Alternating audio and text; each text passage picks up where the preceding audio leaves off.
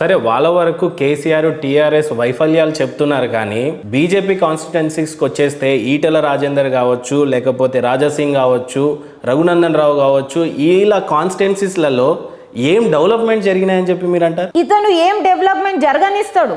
గజ్వేల్, సిద్దిపేట్ తప్ప అండ్ సిరిసిల్ల, అయ్యో ఎట్లా మర్చిపోతా నేను, గజ్వేల్, సిద్దిపేట్, సిరిసిల్ల తప్ప ఇంకో ఏ కాన్స్టిట్యుయెన్సీ డెవలప్ అయిందో మీరు చెప్పండి. మొన్న మునుగోడుకి వెళ్ళాను, ఇన్ఫ్రాస్ట్రక్చరలీ బ్యాక్వర్డ్.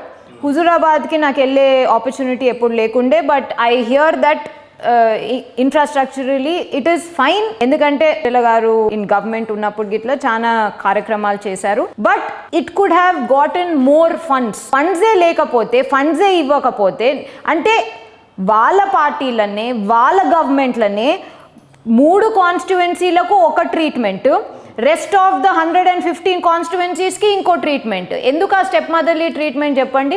అంటే ఇప్పుడు మీరు గజ్వేల్కి వెళ్ళండి, ఇది హైదరాబాదా గజ్వేలా అన్నట్టు ఉంటుంది. సిద్దిపేటకి వెళ్ళండి, అట్లుంటుంది. నేను అక్కడ డెవలప్మెంట్ కావద్దనేం అంటలేను. నాకు సిద్దిపేట, గజ్వేల్ నుంచి తెలిసిన వాళ్ళు, కావాల్సిన వాళ్ళు చాలా మంది ఉన్నారు, and I'm very glad about the development.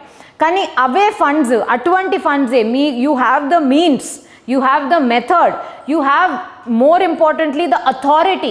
Why are you not utilizing that authority? ఇంకో ఏ కాన్స్టిట్యుయెన్సీకి అటువంటి ఫండ్స్ లేకపోతే అటువంటి అవసరాలు ఎందుకు రాలేదు? కొన్ని కాన్స్టిట్యుయెన్సీస్లో ఇంకా ఊర్లకు వెళ్ళాలంటే, అంటే కొంచెం ఇంటీరియర్స్కి వెళ్ళాలంటే ఒక టూ వీలర్ కూడా వెళ్ళరాదు. 4-wheeler అయితే వదిలేసేయండి. లిటరలీ కార్ట్స్ మీద తీసుకెళ్ళాలి. If somebody is sick or if they are not able to, especially reserved కాన్స్టిట్యుయెన్సీస్లో, కొన్ని ఐటీడీఏ ఉండే కాన్స్టిట్యుయెన్సీస్లో you still haven't develop those areas. Why అంటే ఒక రీజన్ ఉండాలి కదా.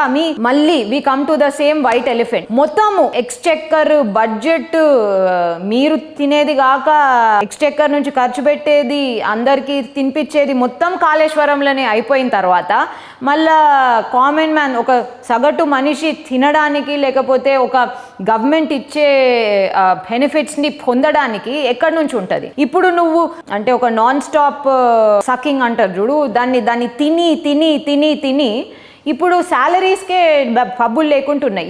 You have to actually borrow, take loans to pay your own government salaries. So వాళ్ళ వరకు వచ్చేసరికి రాష్ట్రంలో వాళ్ళ పార్టీ ఉంది కాబట్టి వాళ్ళ కాన్స్టిట్యున్సీస్ డెవలప్ అవుతున్నాయి, పర్లేదు.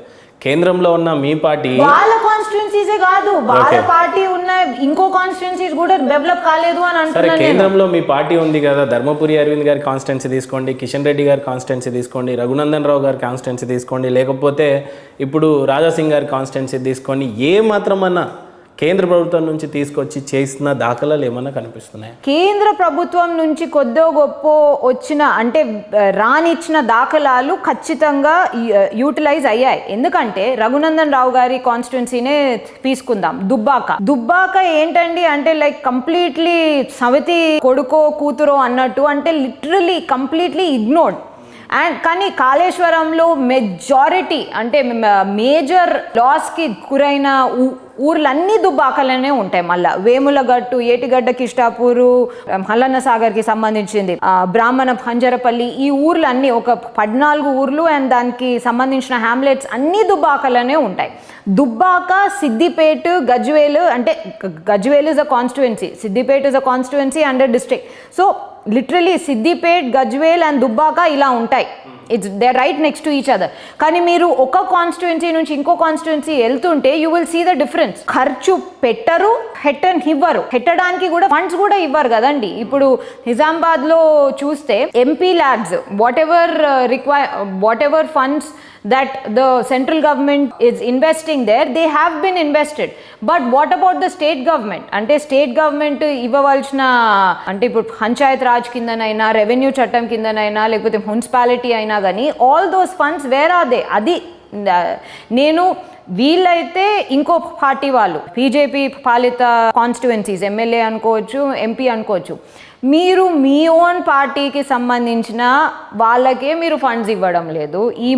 ఈ 3 కాన్స్టిట్యుయెన్సీస్ తప్ప ఇంకా ఎవ్వరికి, everybody, TRS MLAs have the same problem. TRS MLAs are crying. TRS MLAs are seriously worried that they might not be elected again because of the lack of development in their own constituencies. And you do the same to opposition constituencies also. ఇప్పుడు రాజగోపాల్ గారు వచ్చిందే అందుకు కదండి, Munugode backward ఉంది, ఇన్ఫ్రాస్ట్రక్చరల్లీ develop లేదు అని అక్కడికి వెళ్ళి చూసిన దాకా మనము వీ కాంట్ సే, కానీ అక్కడికి వెళ్ళి చూసినప్పుడు వీ రియలీ ఫీల్ అవును కరెక్ట్, ఇక్కడ నిజంగానే ఫండ్స్ లోపం ఉన్నాయి, ఫండ్స్ రావడం లేదు. సో మీరు చెయ్యనియరు, that is the entire problem. ఇప్పుడు నిజామాబాద్ తీసుకోండి, దుబ్బాక తీసుకోండి, హుజరాబాద్ తీసుకోండి, లేకపోతే పునుగోడు తీసుకోండి, these are all opposition ruled or other opposition కంట్రోల్లో ఉన్న constituency. They are not developed or they are barely developed అనండి, లేకపోతే they are trying very hard, they are certainly trying అని అనండి. మీ కాన్స్టిట్యుయెన్సీస్కి ఏమైంది అంటే ఈ 3 కాన్స్టిట్యుయెన్సీస్ తప్ప మీకు ఇంకో తెలంగాణలో ఇంకేం కనిపించదు. And Hyderabad is a cash cow, cash cow. ఎందుకంటే the most revenue is generated out of Hyderabad and the most revenue for you also is generated out of Hyderabad. And the other cash cow for you, which is turning out to be a white elephant, is Kaleshwaram, thanks to your corruption.